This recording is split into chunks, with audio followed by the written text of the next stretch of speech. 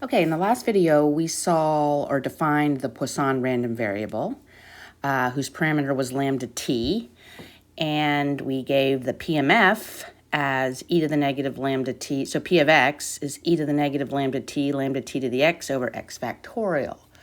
Okay, so I'm going to give a slightly different notation here just because it's easier to work with. So remember that lambda is our average per unit of time, and then t is whatever that unit of time is. So if we just look at, we could simplify this and say p of, I'm going to say I, again, because the x makes me think of real numbers as opposed to just integer values. So we could say p of I is equal to e to the minus lambda to the I over I factorial. And then we can scale the lambda as needed in a particular problem. So we could say that x is Poisson parameter lambda.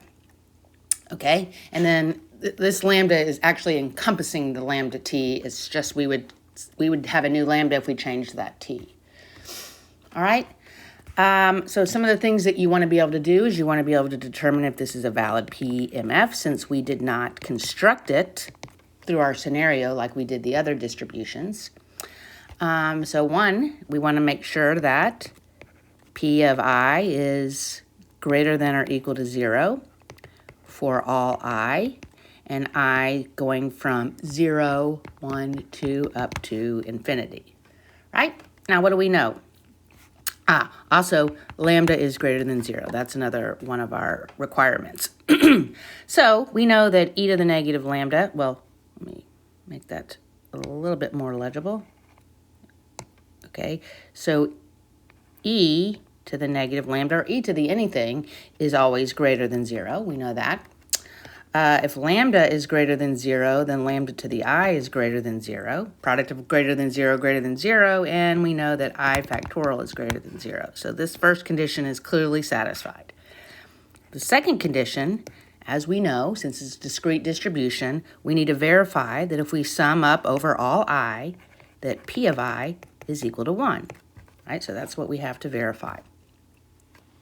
All right, so let's have at it. So starting at I equals to 0, right, because that's the values that I can take on, we have to infinity e to the negative lambda, e to the negative lambda to the I over I factorial.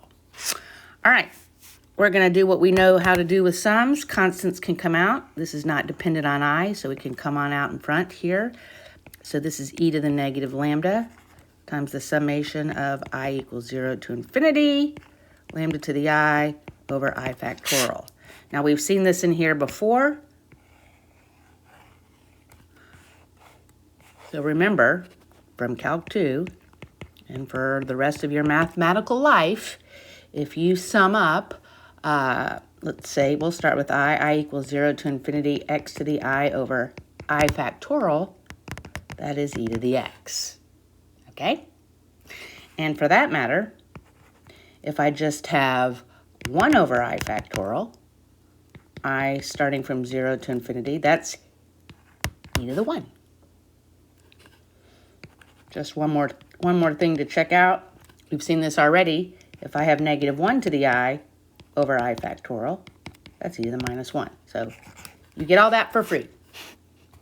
Okay, so having recalled that, we see that this summation becomes e to the lambda. So this comes down, and we have e to the minus lambda. Lambdas. Let's fix that. It's gross. Okay, so we have e to the minus lambda times e to the lambda, which is e to the 0 or 1. So woohoo! This is a valid PMF. All right? All right, so we want to find out what the expectation is. Remember the things that we care about, the expectation and the variance of our random variables. So let's change colors. So e of x, which we know for every discrete random variable, is the sum over all x times p of x, or I times p of I, right? So we're going to say this is the sum. We're going to call it I. I equals 0 to infinity. I times P of I, just because I like to work there better. I equals 0 to infinity. I times, now what is this? This is e to the minus lambda, lambda to the I, over I factorial. All right, we're going to do some index manipulation like we like to do. Notice we can cancel one of those i's with that first I, and we end up with, let's write it over here, the summation I equals 0 to infinity, e to the minus lambda, my lambdas, lambda to the I, this time over I minus 1 factorial, because we canceled one of those i's.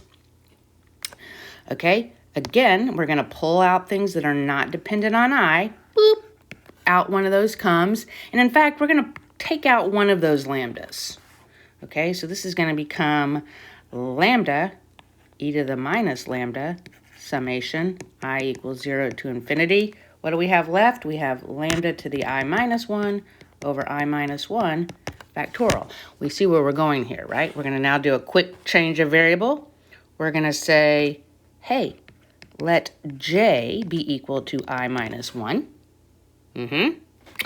Then, what do we get? Wait, sorry, hold on, let's go back to this. One thing I need to correct. When I pulled out one of those lambdas, actually, when I canceled these i's right here, this I, actually, we can go all the way back even to here. Sorry. You can go all the way back to here and realize that that first I makes it 0, so we really can start this at 1. Okay? Which we need to, I'm not manipulating.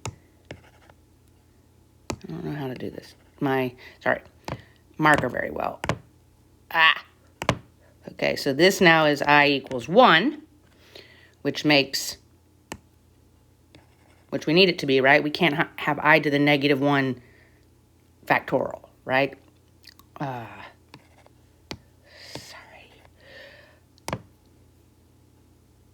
Back to blue, I equals 1. All right. Now that we have fixed this, so we're letting j be equal to I minus 1, then this whole thing becomes lambda e to the minus lambda, j equals 0 to infinity, lambda to the j over j factorial. Okay, now we look at this and we realize, that's the sum of my PMF, which I've already, actually, no, that's not the sum of my PMF. This is, we already looked at it above, right? That's e to the lambda.